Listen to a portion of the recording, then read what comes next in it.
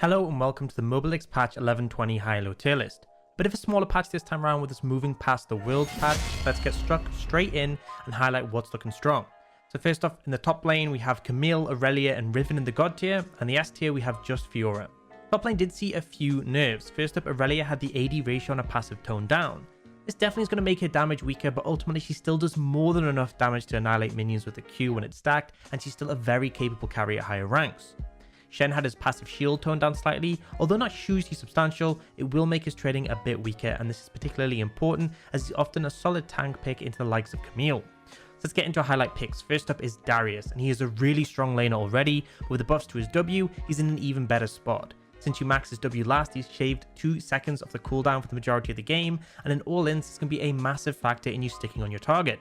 Ghost is taken as a summoner instead of TP, as you can run down targets in the longer top lane, but also in teamfights not only will you get resets from your ultimate, but extending the Ghost means you can continue to chase down targets and look to dominate. Darius can be incredibly frustrating to play against, but its lack of mobility can be his downfall, so be cautious about overextending in lane and getting frozen on, as this will set up the enemy jungler to gank. Jax is one of the few counters to Camille and Aurelia, and with their power in the current meta, any champion who can answer them is deserving of praise. The scaling is really solid, and this is particularly true in the 1v1 in the side lane, but even in teamfights you can hold up well, especially if there's a lot of auto-attacking champions on the enemy team. With so many powerful AD junglers and a lot of AD mids still being played, you can often feel immortal if the enemy team doesn't have reliable AP damage. Remember that the armor your ult grants scales with your bonus AD. Singed is monster overtuned at the moment and can shut down 90% of melee top laners at the moment just by ignoring them and killing the wave or proxying the wave. Even with the nerf to his E, it's not really that important as you still have the utility it offers, and more of your damage will come from your Q regardless. Grievous Wounds built into his ult just means even in early all-ins, your opponent can't hope to just out-sustain your damage by hitting a wave, and chasing you becomes an absolute pain. Some players have been sticking with Conqueror, but Predator has risen in popularity as it gives you strong roaming capability, and in teamfights gives you an easy tool to get stuck into a fight and disrupt.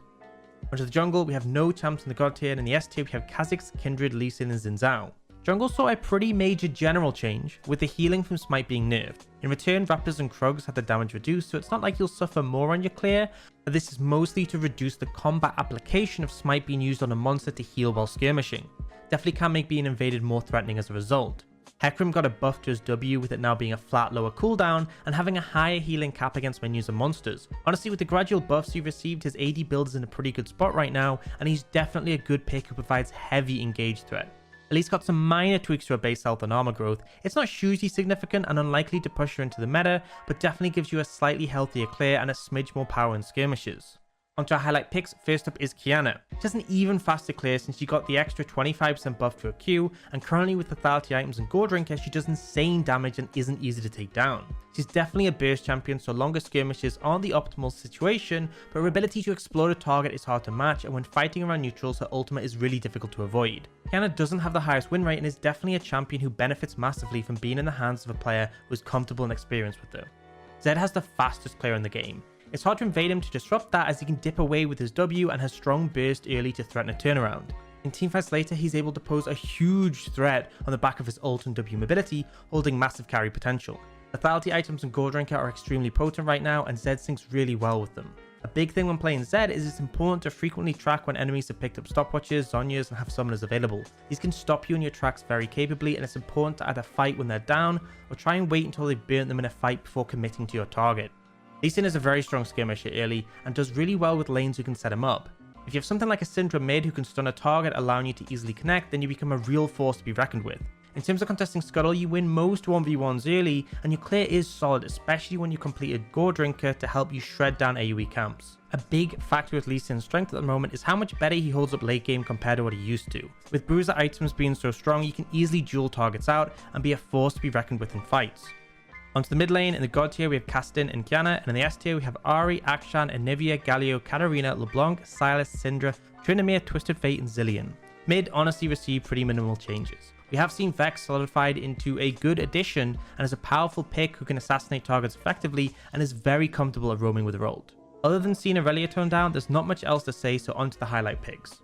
First up is Tryndamere, and he has been running rampant in solo queue and in world. Essentially, he has the power to sustain through most enemies with his Q healing, Revitalize and Doran Shield. Once you hit 6, you can easily threaten all ins, as obviously you cannot die, and with Ghost and the mobility your E offers, you can just chase down your target. It's a similar situation in teamfights where you're able to pose massive threat to the backline. There are definitely team compositions which deal with you better, but should they be missing major cooldowns or already be low, then it's easy for you to power through. The Vori Quick Blades is a critical item, as combined with the fact your autos already reduce your E cooldown, it means you can weave your spinning slash more frequently, both for the damage and chase potential. Sylas has been really popular recently. He's strong in skirmishes and ends up being incredibly difficult to take down thanks to the insane healing on his W. With Everfrost you can use your E to reposition, and if you land your stun, it's a guaranteed follow-up to keep someone locked in place. A big factor with how well Sylas will perform is the ults he can steal. With Amumu being popular at the moment, it's always an amazing one to be able to take away, and the fact you'll make better use of the AP ratio than he does means you can have a devastating impact. When you're picking Sylas, it's always good to try and do it late in the draft so you have a good idea of what ults you can take. Syndra is an amazing pick in the mid lane, and she'll almost always be able to challenge for priority, and it allows her to assist her jungler in scuttle contests or invades. Your stun allows all-in threat, but also synchronizes really well with champions like Lee Sin, as they'll guarantee he can connect his Q or be able to reposition for a solid kick. We've all been outplayed by Syndra before, and a mid-game is where this is particularly threatening. Syndra has a lot of level-based power spikes thanks to her passive. At 6, getting her ult is huge. At 9, her Q is max, granting it bonus damage. At 11, her ult is going to do even more damage. And at 13, with her E max, she has a much wider stun for teamfights. This spread of levels are where she really poses a huge amount of threat, and the damage spikes she has at these points are ideal as well. Onto the AD carries, in the God tier we have Draven, and the S tier we have Misfortune, Vayne, and Ziggs. AD carry received literally 0 changes this patch, and a lot of the adjustments are just based on how the meta is settling. We've seen picks like Ezreal and Senna look more relevant on the current patch thanks to their ability to utilize their long range safely in the laning phase to avoid interacting too heavily with picks like MF Evolution, who've been really popular recently. Ashe's W cooldown nerf she saw recently has pushed her down from S tier, as she isn't holding up as well with less ability to contest waves early. Onto our highlight picks, first up is Misfortune, and she didn't honestly need a massive buff to come firmly back in the meta, but the extra 2 waves she got in her ult represented a significant DPS increase. Currently the ideal build is based around lethality, and I think with Ghostblade being such a powerful pickup after the buffs it's received, it's allowed her a very smooth power curve. Your laning is solid as it always has been, but the damage output as you start to grab items becomes insane. Even a short channel of your ultimate can be enough to decimate if you're hitting multiple targets, and when paired up with champions like Amumu or Jarvan to hold the enemy team in place, it's an easy cleanup. Lucian has mostly seen a resurgence when paired with Nami due to how strong their lane is together, but honestly he's been seen paired with a range of supports. Enchanters will sync well with his empowered autos. Yumi is a popular option as he offers her mobility in return when she's attached, but even with non-enchanters you can see him perform well. A critical factor is when he connects with his W, his ally attacking the target will grant him empowered autos, so it isn't essential that he has an enchanter, even though it definitely has value. Rakan is one of my solid examples of a champion who offers powerful engage, but also has shields to help empower you. Lucian is a big lane bully, but I've often found his one item spike to really be capable of dictating the game. Being able to Gale Force and dash onto a target and use your culling to shut them down is extremely potent and hard to avoid. Onto support, in the God tier we have Bard and Nami, and the S tier we have Sona, Soraka and Thresh. Support's biggest nerf was to Amumu, putting less damage on his Q at max rank and a massively increased mana cost. Overall, this definitely tones him down a bit. You will go in extended fights, so being sharp on turning your W off when not in range is key, and your damage is slightly lower, but he still offers so much CC, he's more than comfortable. We also saw Mandate get a solid buff to the initial damage. This is a solid help to the champions who utilize this item well. Ultimately, Mandate's position in the meta is a weird one. The champions who can proc it easily will be massively affected by this buff, but unlike items like Locket which you can build on a wide range of champions, this buff is unlikely to convince many champions to start building Mandate. There are definitely some picks which may move over, but for the most part, if you're building Mandate already, this is just going to make it better. Bard is in a really solid spot and has for a long time been a premier solo queue pick. His ability to roam and impact multiple lanes while still being able to move back bot quickly thanks to his chime movement speed and magical journey allow him to feel like he's everywhere. In the lane things can get messy. A large hitbox and a non-reliable stun means you can suffer from all ins, but as long as you're dodging skill shots you should be able to handle trades well with your passive, add in some extra damage. Locket is the common mythic, but with the buffs there has been some Mandate play and it's definitely an option if you want to be more aggressive and threaten with some more damage. Bard continues to deal a really high amount of damage throughout the game thanks to his passive scaling as he picks up chimes. Nami is exceptionally powerful with Lucian, as I'm sure you've noticed by now, but she's also functioning pretty well on her own and she's by far the biggest Mandate abuser. The extra buff helps push her damage a bit further as well.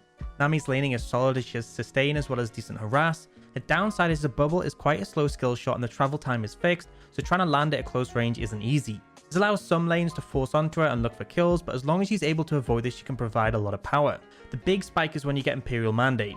Usually with spikes, it's more common to focus on non-support champions, but honestly this item adds so much damage to an all-in, it could be the difference between an easy 100-0 or the enemy being able to fight back. If you're in a trickier lane, then waiting for this item is often the strat before you can start taking the fight to them. Extra emphasis on this if you're paired with a Lucian.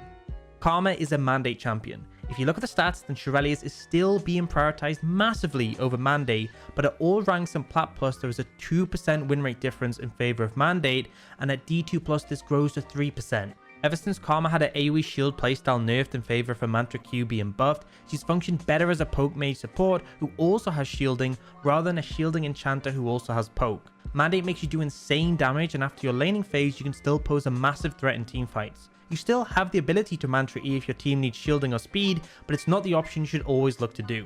And that's it for this patch. Hopefully this has been helpful in getting you up to speed on the meta. If you're interested in seeing the full low elo and high elo list in one place, including C and D tiers, then head on over to mobalytics.gg where you can get even more info, including builds, counters, tips, combos, and more. Everything's just been revamped, so be sure to check it out. See you next time, and thanks for watching.